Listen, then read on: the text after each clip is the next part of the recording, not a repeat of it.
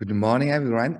Welcome to the IAA monthly seminar and Happy New Year. So it's my great pleasure to introduce Dr. Ben Zhao. So he's a Nebula professor of computer science at UChicago. He held the position of professor of computer science at UC Santa Barbara.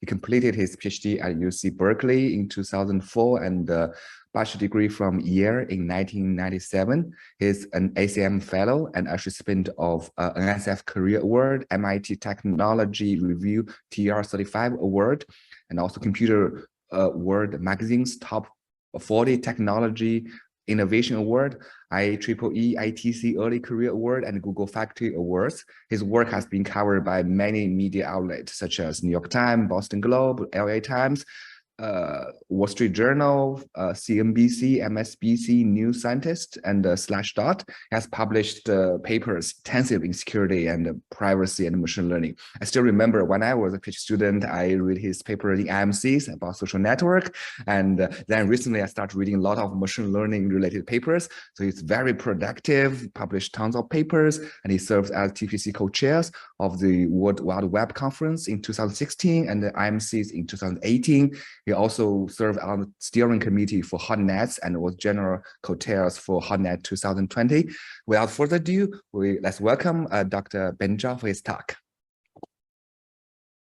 Thank you, Yinzi, for that nice introduction. Let me share my screen real quick. And yeah, really happy to be here. Thanks for having me. And hopefully the stuff that I talk about will be interesting to the folks here. All right, so yeah, so I'm at University of Chicago, and I co-direct a lab with Heather Zhang, called the SAN Lab, Security, Algorithms, Networking, and Data, because we cover so much different topics in our lab. So today I'm going to talk a little bit about some of our recent work looking at adversarial robustness and how to make neural networks more robust against attackers. And particularly, we're going to talk about what is, I think, a new perspective on tackling some of these issues from the perspective of forensics. And I'll sort of talk a little bit about what that is. But before I even get into it, I think the obligatory adversarial ML slide, look, machine learning, deep learning in particular is hugely impactful. I think everyone knows. But they're also sort of known to be vulnerable to a bunch of attacks, whether it's runtime attacks, inference time adversarial examples, or poisoning attacks, where you sort of corrupt the training data for some of these models. And then there's, privacy attack on top of all that.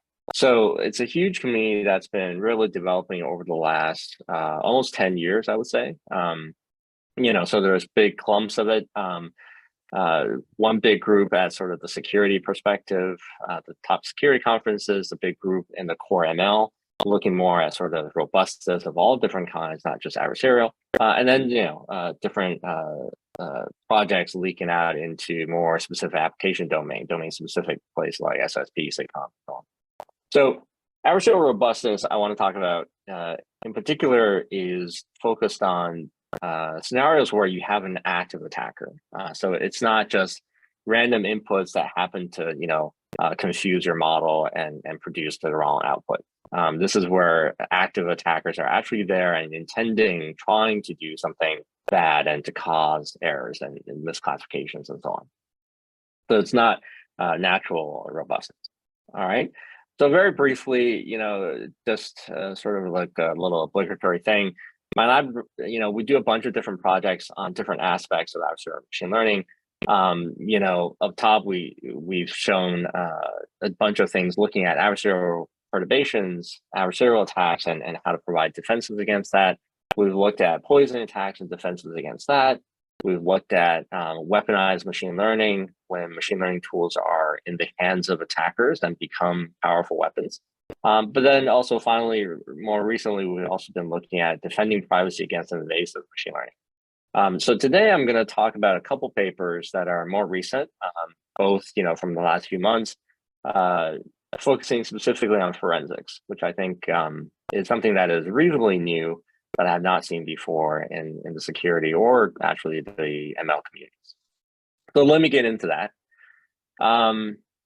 Very brief. This is the standard, I think, slide that you've probably seen like 100 times, if not more. Adversarial examples on neural networks is a thing where ever since I think 2014, from the initial Goodfellow and et al. Paper, where they show that you can take a normal classification model that looks at something like a state stop sign, says this is a stop sign. You can tweak little pixels on top of it, largely invisible to the human eye, and yet in the feature space of the classification model, it will be completely different, and it'll classify that result as something like the speed limit. So that's a sort of a runtime attack. And over time, these sort of attacks have gotten increasingly more powerful, but they all really just rely on the same sort of gradient optimization search. If you know what the model looks like, then you can find corner cases where for any specific input, you can find a corner case where it looks like the model to be something else, right? And people have sort of, accepted the fact that these things are possible largely as a fundamental property of real neural networks, and the fact that you can have perfect training data sets.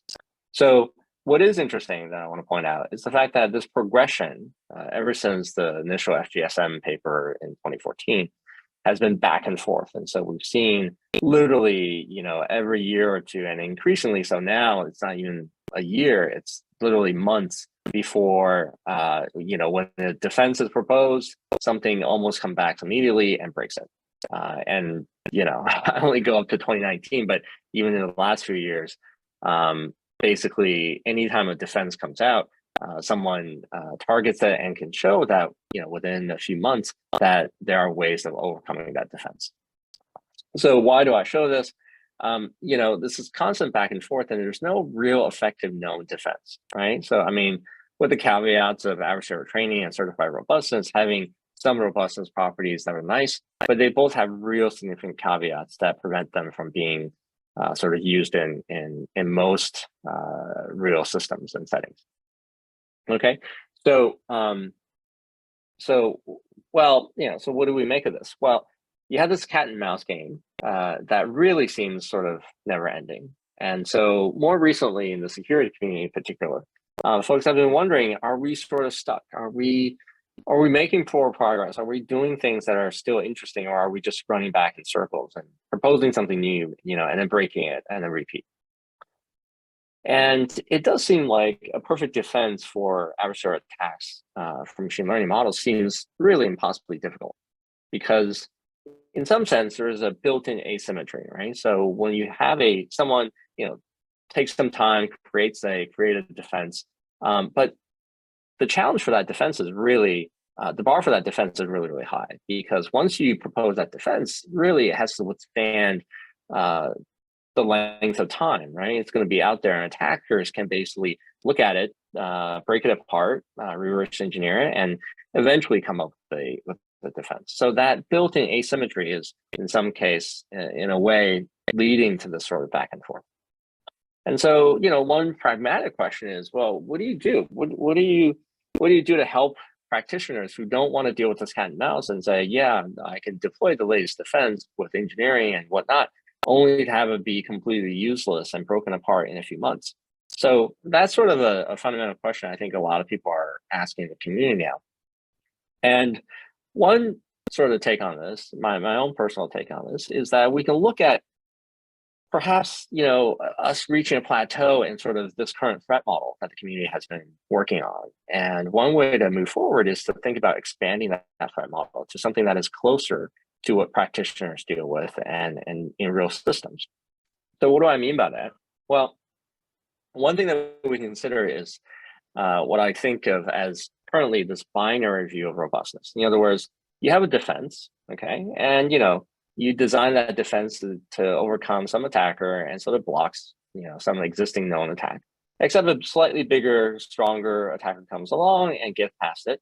And the instant reaction from the community is, well, okay, that defense is trash, so let's get rid of it and start over again.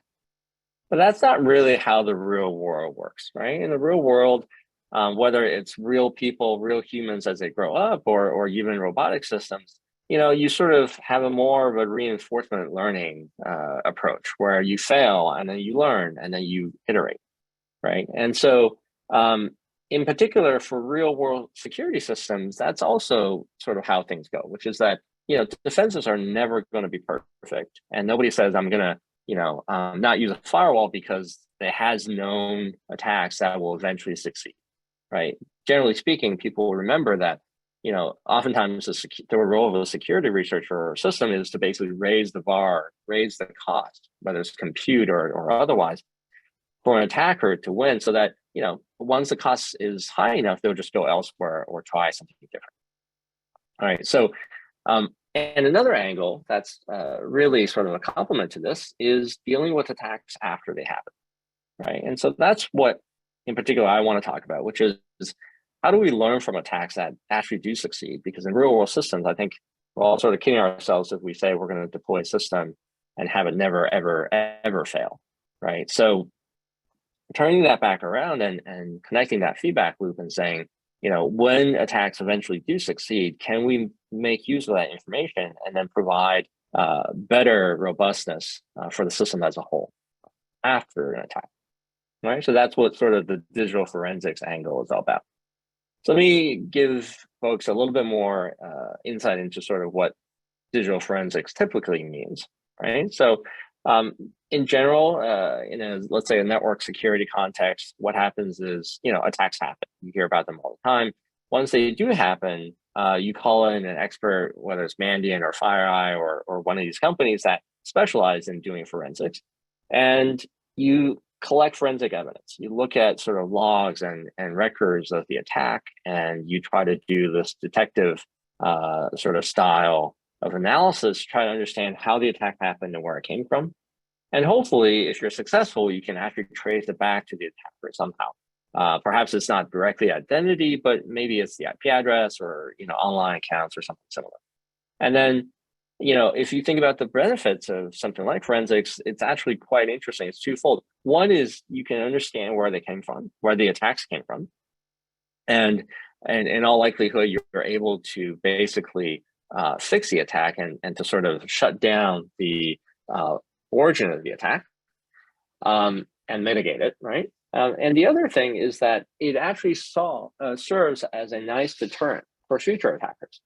So this is quite nice in the sense that attackers, even if they know that they can succeed, will think twice about performing an attack, knowing that there are forensic measures that will potentially, given sufficient time, trace the attack back to them and make them culpable for what they've done. Okay, so if we think about like forensics in the robustness for machine learning context, a natural place to start is data poisoning attacks, right? So what would this entail? So data poisoning attacks is where, for example, you take training data on the left side, and a poisoning attack basically involves adding some malicious data into the training data mix in such a way that the model itself, when it's trained on this data, has some natural corruption inside that's oftentimes hidden.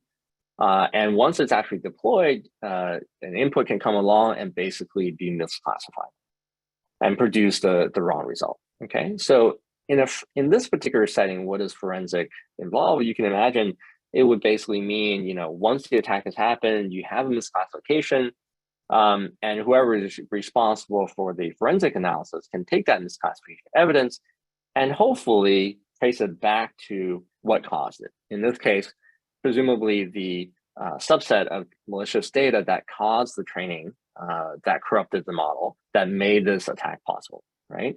And hopefully, if you can do that, then the next step would be to say, well, where did this training data actually come from? And you can, whether it's a corrupt data labeling service or someone, hacked into your file system and added the training data, whatever that may be, then further steps can be taken and hopefully lead you even closer to the attacker. All right, so that's sort of the setting for the first piece of work I want to talk about, which is forensics for data poisoning attacks for machine learning models. So how do we achieve this goal of once a poisoning attack has succeeded against your model, how do you go backwards and identify the training data that's actually made that possible?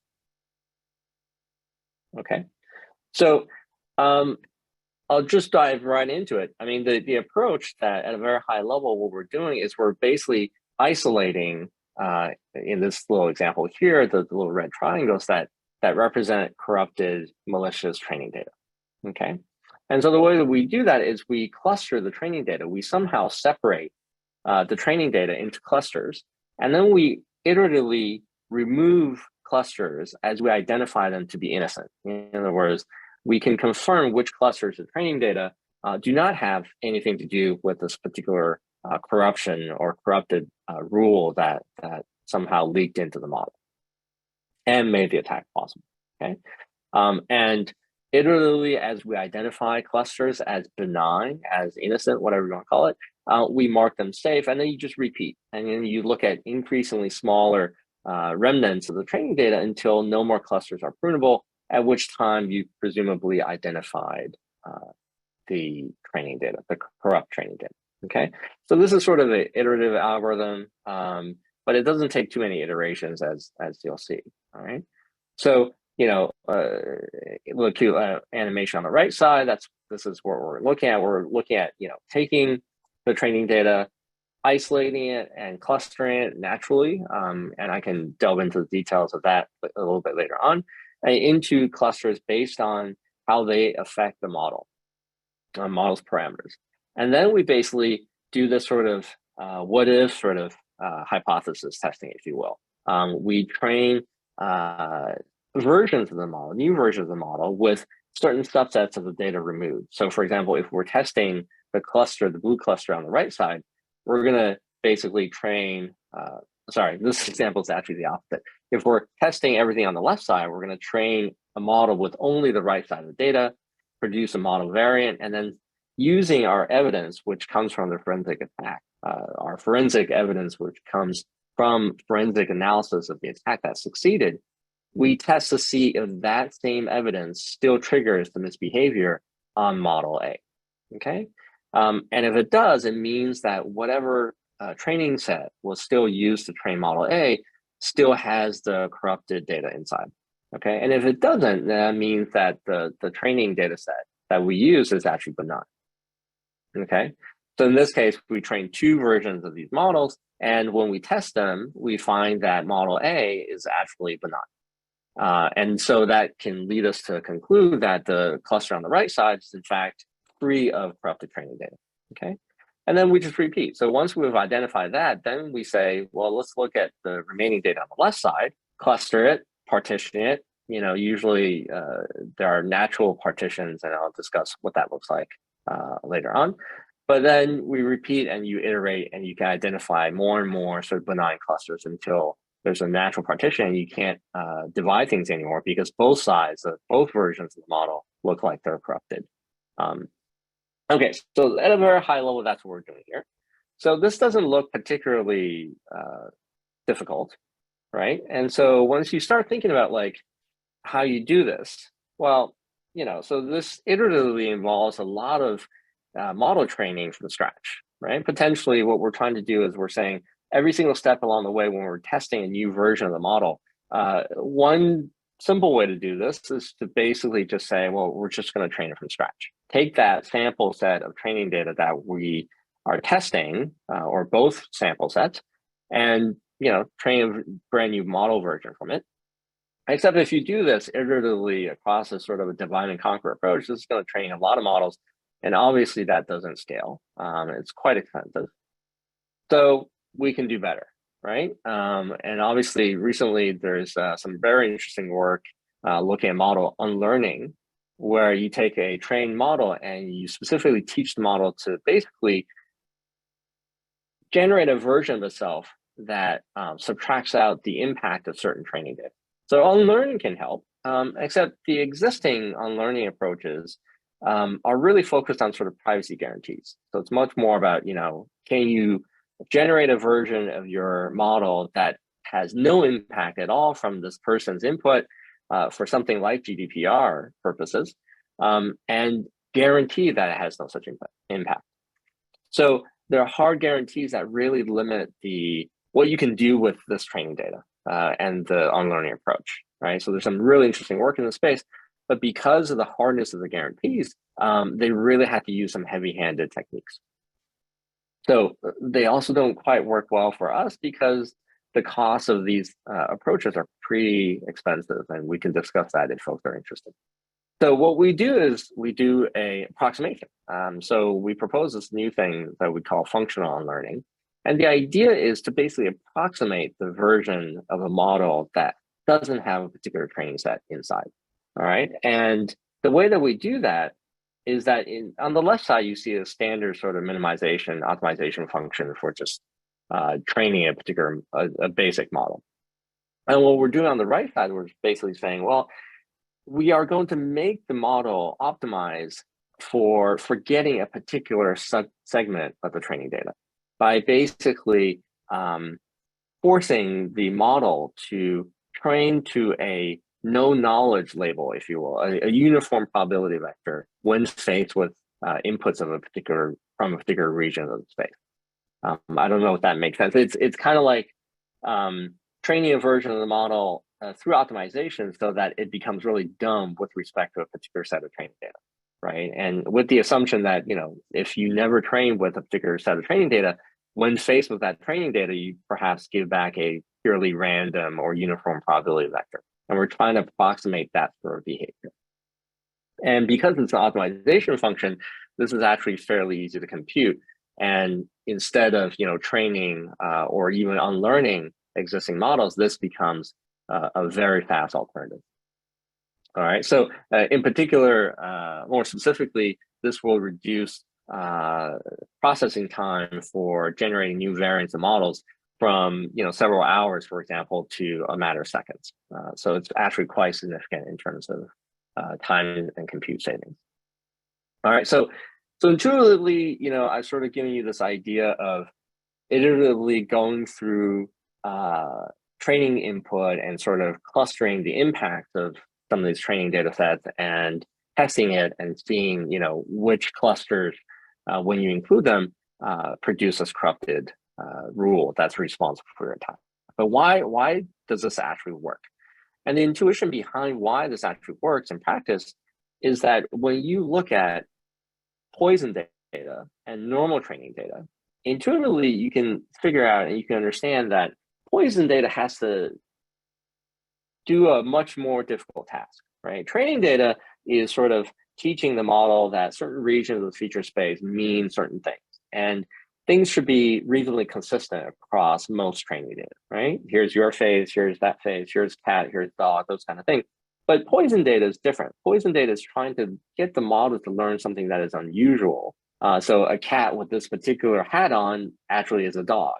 And so in doing, it has to create stronger connections further away in the feature space, right? And so that actually manifests itself if you look at sort of really dumbed down versions of what the feature space looks like. So if you take a two-dimensional PCA projection of training data for a bunch of these cases where you look at the corruption, the sort of corrupted bad training data versus normal training data, you'll see that even with really simple 2D visualizations, there's a significant distance in the feature space between benign data and the poison data. That's what we're showing here is that for a bunch of different environments, different injection settings, different types of applications, you can see that the benign training data and the poison training data are really quite far apart. And that's what makes actually the clustering really, really easy when you look at, we don't just cluster based on feature space. I won't get into the details of it today because I want to cover some of the other things, but it turns out that clustering using a number of techniques will work quite well. But there's more details about the actual clustering algorithm in the paper if folks are interested. So this separation, this natural separation between poison and benign training data is what makes this sort of divide and conquer algorithm fairly efficient. So let me show you some results. Again, there's a ton of more details in the paper, but we really try to cover all sorts of things, everything from face recognition to ImageNet to CFAR and different object classification. We look at different varieties of attacks, different ways of injecting poison backdoors, including a fairly recent attack we call physical backdoors that we had in CVPR 2021, right? So I guess almost 2 years ago now, that use physical objects that there's no current defense against. So different attacks, different classification tasks. And as our primary metric, we're looking at precision and recall. In other words, when you identify the subset of training data that you think is responsible for the poison attack, how precisely accurate is that set, right? Precision is, how much of the real ground truthing, precision is how much of your answer set is actually correct, and recall, of course, is how much of the ground truth did you include in your answer set, right? And so the results are just astoundingly good in the sense that they're all above 99%, with the exception of one, which is that physical backdoor training set, the recall is slightly lower. And if you think about why, it actually makes a lot of sense. It's in that this defense is able to detect training data that actually causes the attack. But what happens in the physical backdoors is that sometimes your images are ineffective at creating the attack association that you're trying to embed into the model. And so for attacks where you fail, where your training data is not very effective at creating that, this particular identification technique doesn't actually work that well. So the drop off of from 100% to 97% is what happens when certain portions of your training data that are trying to perform the attack are actually ineffective, and so it gets lost and ignored. Okay, so I want to cover some other things, and I'm also cognizant of time. So I'll quickly mention that this actually works as well on clean label poison attacks. And for those folks who are aware, clean label attacks are substantially different in the sense that you can't modify the label of your training data. So the corruption data has to be itself correct. You're limited in what you can control as the label of your training data. So you have to project a specific set of data into a far distant position in the feature space to try to affect something else. So the attack model it's actually a little bit different. And we're actually a little bit surprised that it still works really, really quite well on clean label attacks. Happy to discuss thoughts about why. We haven't delved to all the reasons yet, but it's actually slightly non-intuitive. All right, and briefly I'll mention, because in the security community, everybody loves countermeasures and adaptive attack. And just to say that we actually did think of a bunch of different ways of countermeasures and trying to invent creative ways to defeat it. We haven't come up with anything that works really well, but we do explore quite a number of these countermeasures that try hard to get at this. There's more details in the paper. Okay. All right. So that was the sort of the, what happens with forensics when you apply it to poison attacks, right? And in the USENIX paper, we actually show that you can go backwards using evidence of a successful attack and really fairly accurately get back to the training set that's actually responsible for that poison attack, right? So, but sort of the next question is, well, that's all well and good, but poison attacks are still just one portion of the adversarial landscape. What about adversarial examples, which are potentially much more prevalent and don't require as much work? All right, so we actually tackled this next in the CCS paper that we had just I guess a month and almost 2 months ago now, and so I can talk about that a little bit, and it's a little bit different, right? So if you think about the poison attack, going backwards and tracing your way towards the attacker is pretty intuitive. There's some data that is actually responsible for your attack succeeding, and so you just go backwards and find that data set, that subset of training data. In adversarial examples, it's not nearly that easy, and so what we've come up with is still an interesting way of using forensics, but it's a little bit different. So there's a little bit of a shifting gears moment here. So let's step back a little bit and talk about sort of adversarial examples and the strongest attack, which is white box attack. All right, so in a white box adversarial attack, the assumption is somehow the attacker has gotten full access to your model, right? Including parameters, architecture, everything. And this is really viewed as sort of typically the strongest threat model that you can have. And, as I sort of talked about briefly in the beginning, there's no good solutions to this. Adversarial training can help a little bit. There's some versions of certified robustness, but it really has its own issues. So what can we do in this front? One question you can ask is sort of, are white box attacks realistic? And what does it take to perform a white box attack, right? And so you imagine, whether it's at Meta or Google or thousands or OpenAI, so many of these large-scale neural network services are being deployed in data centers. And one big question is, what about server breaches? And server breaches are something that we sort of have, I guess in the last few years, almost become numb to, right? When it used to be news when a company got breached and their data was stolen, but now we just sort of get used to it. We expect our data to eventually be breached and to be out on the black market. So in this sort of new world, if you will, what does this mean for neural networks? It's not great because what it means is that white box attacks are actually almost inevitable if you take the server breach perspective, right? So you take a facial verification or identification model, you train it, you do lots of work to train it, you deploy it, and sooner or later, right, someone hacks into your server, and perhaps increasingly so, these models are becoming increasingly valuable because how hard it is to train them, the amount of compute and GPUs and time and data labeling that goes into building one of these models. And if I breach your servers, and I can steal the model, and I can really do quite a bit, because now I can basically say, I can generate white box adversary examples forever and ever. And your model is basically, always going to be vulnerable. And yes, you can apply defenses, but as we've shown in the past through literature search, every single defense, it's only a matter of time, usually not much time, before someone comes up with a workaround. So what do you do? If you're a model owner and someone who spent a lot of time for this mission critical model, what do you do? Do you retrain a model? Turns out that's not great because attacks tend to transfer across models, particularly those using the same training data, right? And so what do you do? Well, one solution obviously is to basically say, we're going to retire these models and then restart from anew. And that's not great. That's really sort of the worst case scenario, because if you think about what these models cost, right?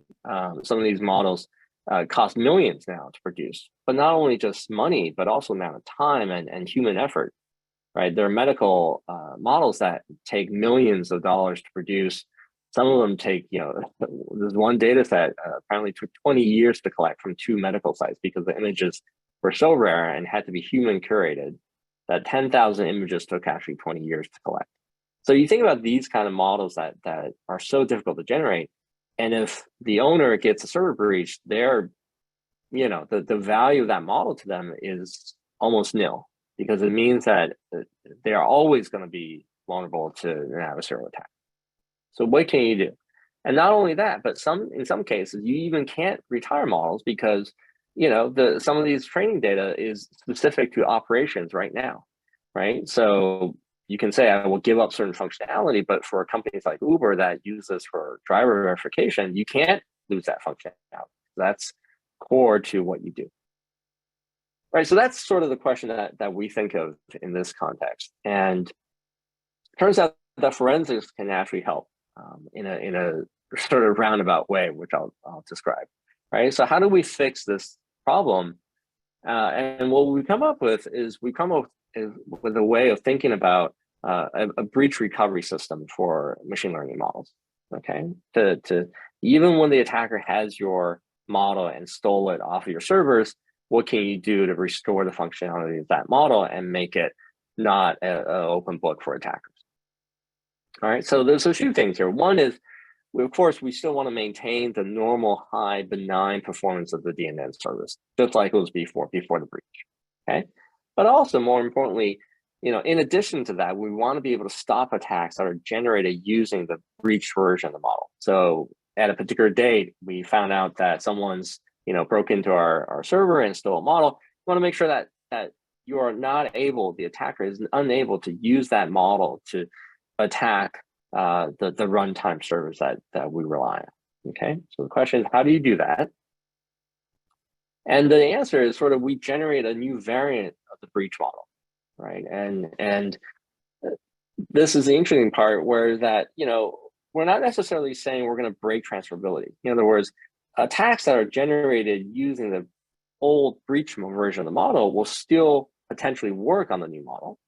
But what we're going to say is that we're going to be able to augment the new version of the model with an attack detector that is specifically geared towards detecting attacks that come from the breach version of the model.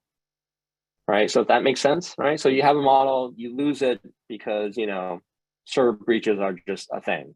But once you notice that it's been breached, you're able to take that model, generate an attack detector for that specific variant while generating a new version of it. The new version runs alongside a sidecar that basically says, I know how to detect attacks that are generated using prior versions of the model. Okay, so here's a sort of a more visual explanation of that, right? So time on the x-axis, you deploy some version of the model, initial deployment, and at some later on date, you use logs, you use something else, you notice that, oh no, my server has been breached and version M1 of the model is now in the hands of the attacker. Okay, so you detect the breach, and there's a lot of work, existing work on breach detection for detecting these kind of things, right? So what you do is you take this early version of the model that has been breached, pipe it into our recovery system, and out comes two things. One is a new version of the model, we call M2 just for short, but also a detector for attacks that have been generated using M1. Okay, and both of these are going to now run in unison, and we're going to deploy these two together. And now it's going to basically run M2, but also be able to detect any unusual inputs that have been generated as attacks from using knowledge of M1. Okay, and at some point, let's say that you're unlucky, or your tech team is really falling down on the job, and there's another detector, there's another breach that happens again, and this time, of course, they get M1 and M2 and everything that you have, and you repeat the process. Okay, so now we're able to take M1 and M2, pipe it into the recovery system, generate a third version alongside a detector that detects both M1 and M2 attacks, and then repeat. Okay, and so you can actually see this iterating for a number of sequences, and hopefully this doesn't go on for too long, because then your servers keep getting breached, and that's really you've got other issues, right? Okay, so I guess the key question here, and I'll try to cover this, the core here, is how do we detect attacks, and how do we generate these new variants of models? So I have a few minutes left, and I want to get through sort of the intuition behind this, okay? And the idea here is that if you think about this super simple, intuitive view of what an adversarial example is, all right?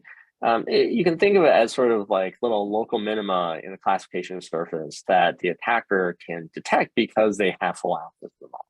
Okay, so let's say that here's a classification surface for M1, which has been breached. The attacker has full access to this.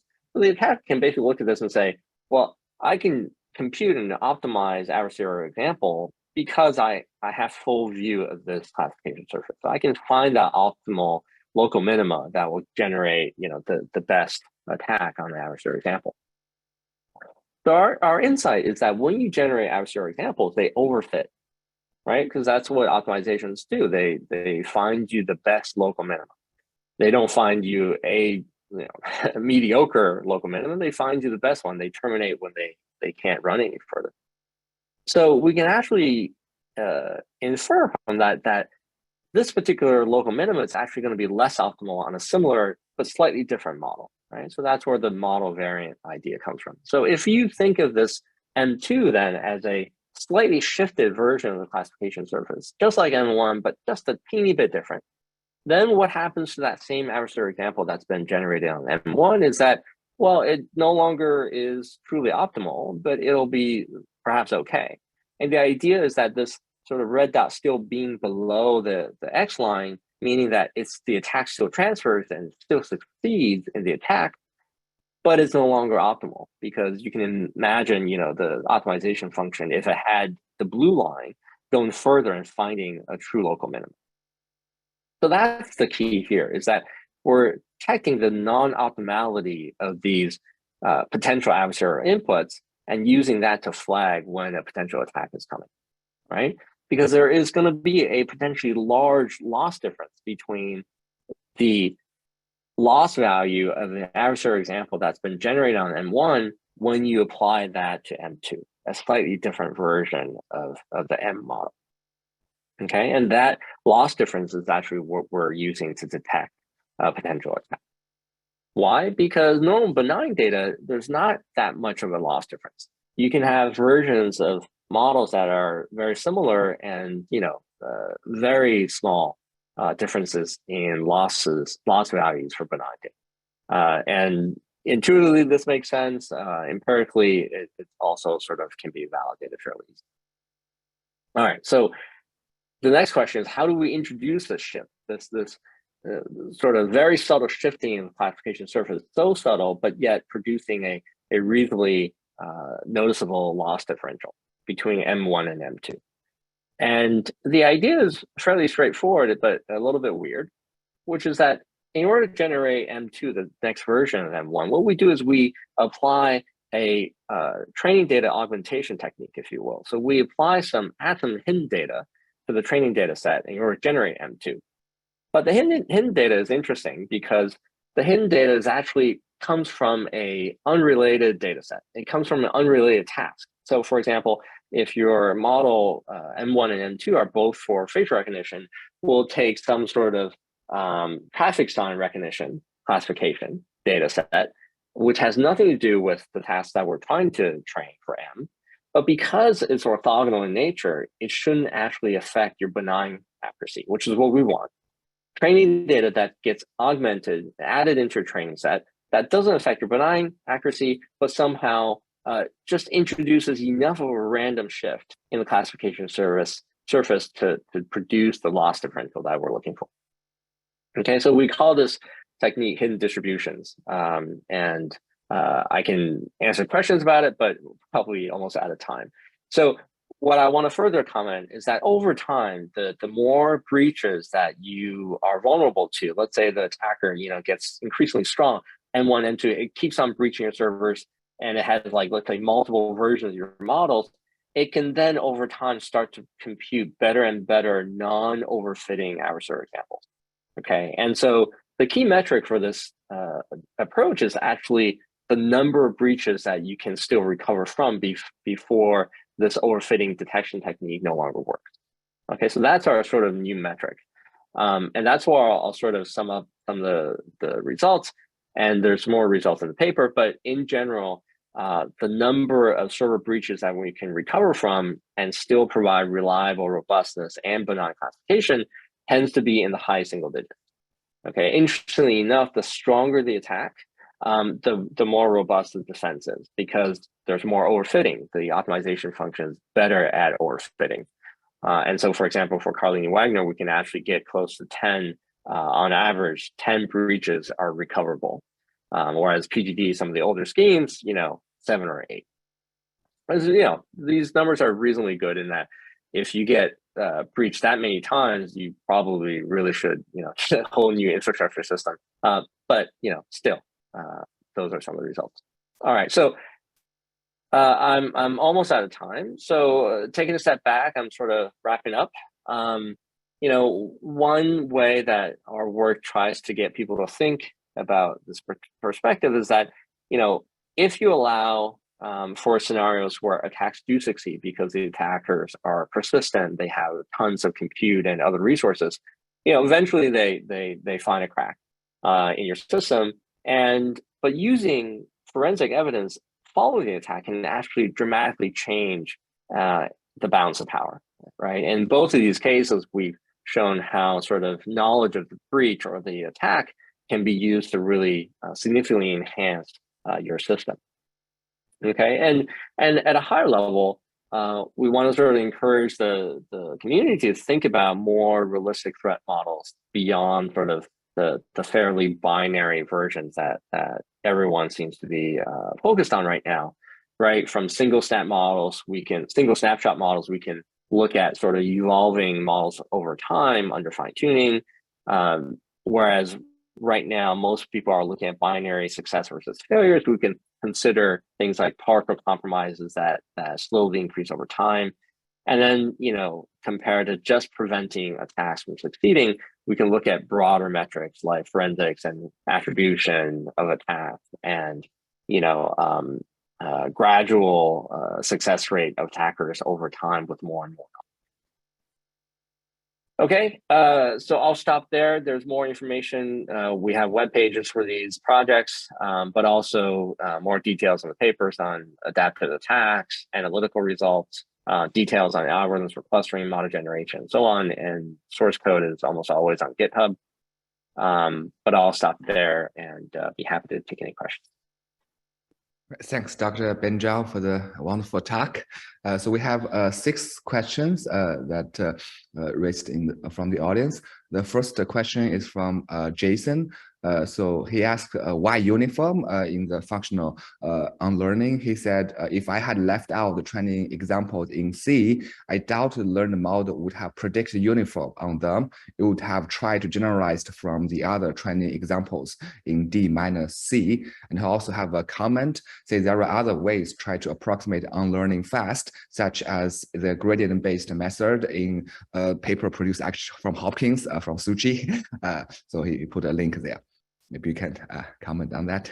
Yeah, that's a great question. Of course, right. So, uniform distribution is not truly random. It's not what you start with. And in the absence of a subset, you don't actually expect it to be, zero knowledge sort of uniform probability.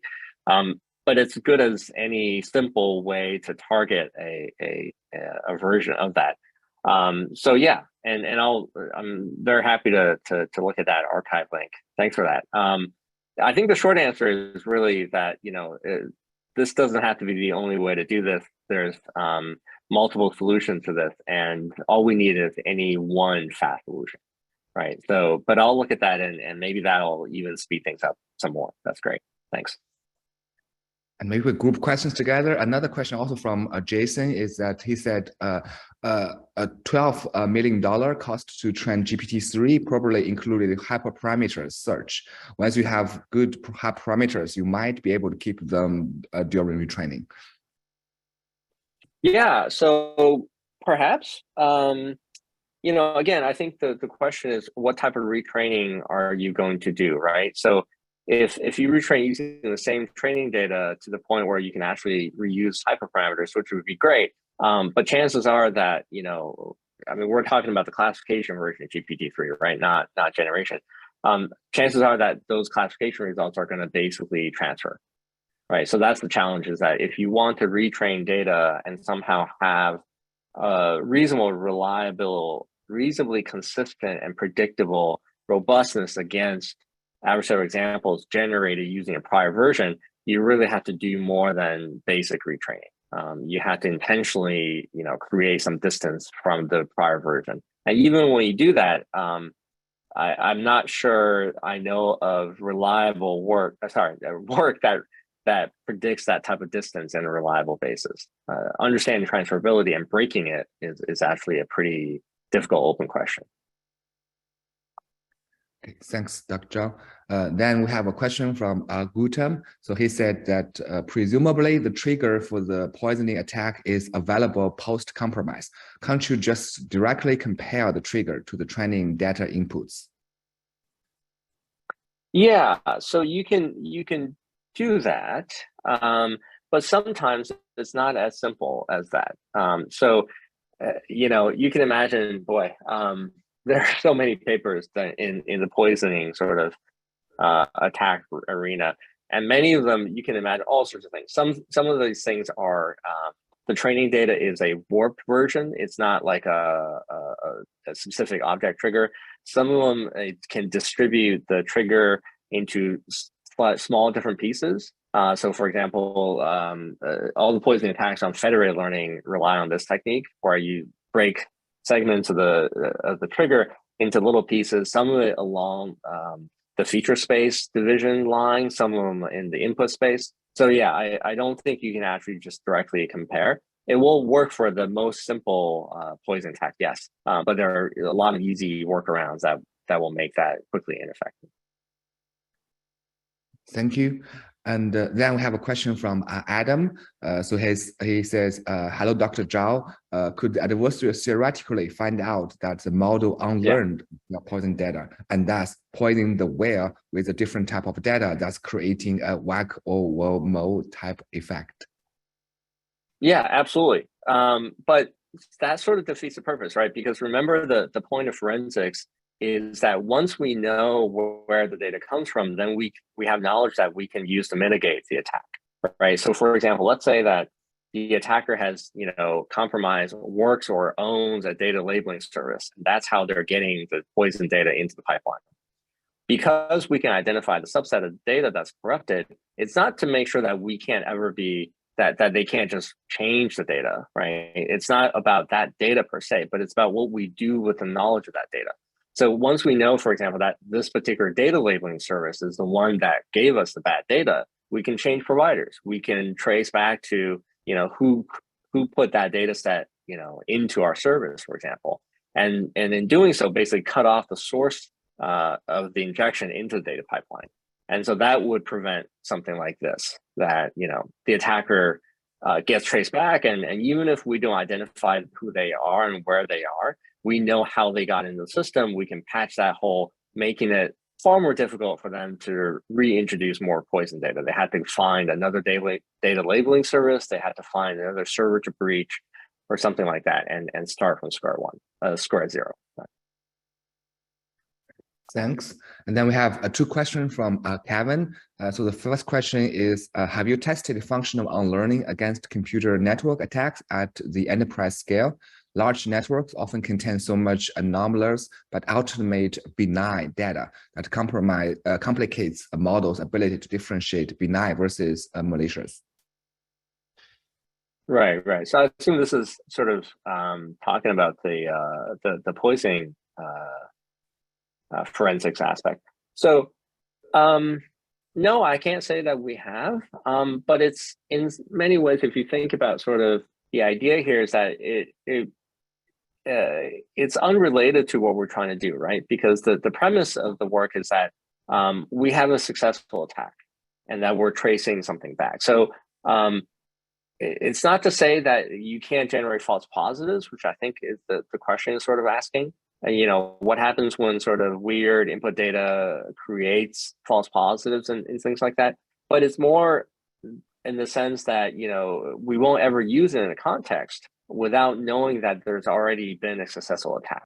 But I think if I take the question slightly differently, I think you're asking, can we take functional unlearning and adapt it to completely different environments outside of forensics context? The answer there is no, but that's an interesting question. At some point, perhaps it would be great for us to try that and see how sort of diverse we can use functional learning in other contexts, and there we might run into roadblocks. That's a good point. Thanks. And then another question from Kevin is that he said security personnel often don't know when a breach occurred. Is this approach efficient enough to auto-generate detectors periodically in order to discover when a breach occurred? If you have a detector for, say, each week, then this could tell you the week when the breach occurred. Yeah, that's a very interesting question. We did consider this sort of a preemptive, defense that kicks in whether your server's been breached or not. There's some variants here that you can think of. Yeah, you can do this. The challenge is that you can't keep generating model variants ad infinitum, right? So if you assume that this has failed after some number of repeated breaches, then it's no longer going to work. And if you keep regenerating new variants every week, let's say, then you're going to run out of new versions fairly quickly. So can you do it and recycle? Yeah, absolutely. I think you can. The challenge is, perhaps there's a version where you can sort of rotate through, let's say, 10 versions of these models. And when running one, always look for attacks generation using the other variants. You could try that. I think that's a viable way to deploy the strategy. I think there's some other trade-offs that we haven't thought through yet. But yeah, that's a very interesting approach. Thanks. And then we have a question from Sona. And I think that it says, how would the proposed method handle cases when first trigger is changed by attacker, the second multiple triggers are used? Right. So if I'll take the multiple triggers question first. Multiple triggers actually doesn't change anything, right? So at some point, there's going to be a single trigger that is required for this particular attack to work. So if that is true, then you'll be able to detect the training data responsible for that single trigger. And as for when you say triggers changed by the attacker, I'm not quite sure what you mean. I guess you mean like additional training data that has somehow evolved the trigger over time. But if you look at sort of the model at some snapshot in time, at some point, there's going to be a version of it, whether fine-tuned or not, that is corrupted based on a specific set of training data. And perhaps that training data comes through multiple iterations of training sets. And that may be what you're asking. I think that's an interesting question. There's probably ways to adapt the divide and conquer schemes to account for changing training data sets and fine-tuning over time. But that's something that we haven't looked into yet, but that's a very interesting question.